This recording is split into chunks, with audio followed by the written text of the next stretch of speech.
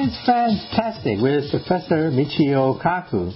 Once again, this hour is your hour. All you have to do is call 612-564-8135 and ask that question that you've always wanted to ask but never had the opportunity. And maybe your question will be broadcast on 100 radio stations that carry Science Fantastic. Well, let's move on now and take the next listener phone call. Hi, this is Larry calling from New York City. I'm listening to you on YouTube.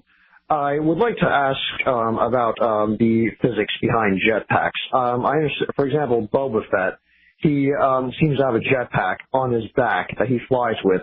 It seems like it would fly straight, but I recently saw something on the White Rabbit project where this man actually designed a jetpack that was actually workable, that he flew over Dubai, except the difference was that it actually had wings on the back so that he could actually stabilize.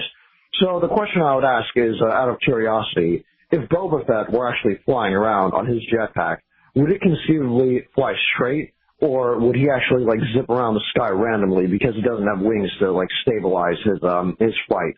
Thank you for your time.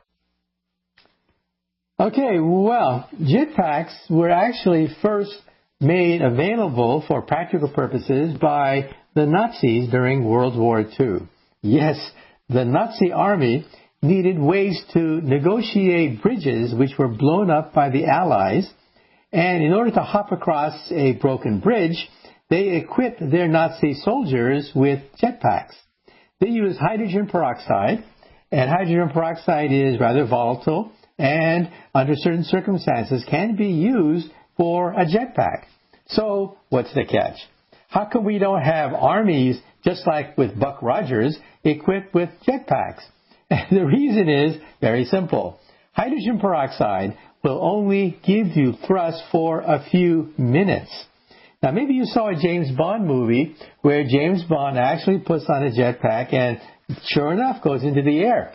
But they neglected to point out that they spliced together different segments of James Bond flying with a jetpack, so it appeared as if he could fly indefinitely.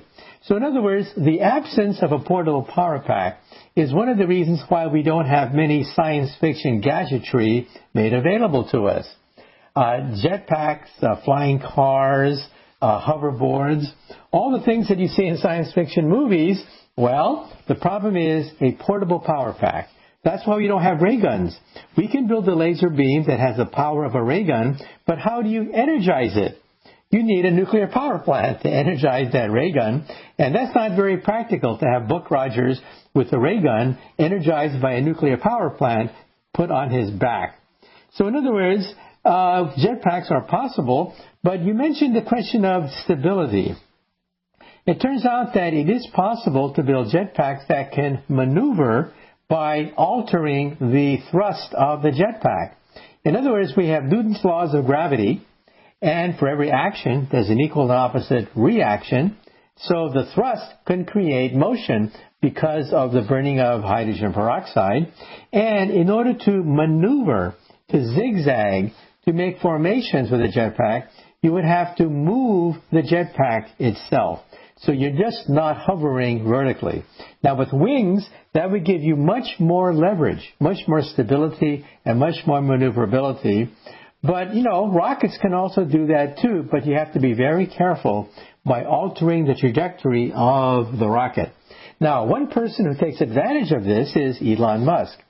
Elon Musk revolutionized rocketry by commercializing reusable rockets. Rockets that go up, and then stop, and then come back again because of their own thrust. So to summarize, it is possible to use jetpacks that can maneuver, but if you want a high degree of maneuverability, wings are preferred because, of course, sometimes these jetpacks can become unstable. Okay, let's move on now and take the next listener phone call. John Robert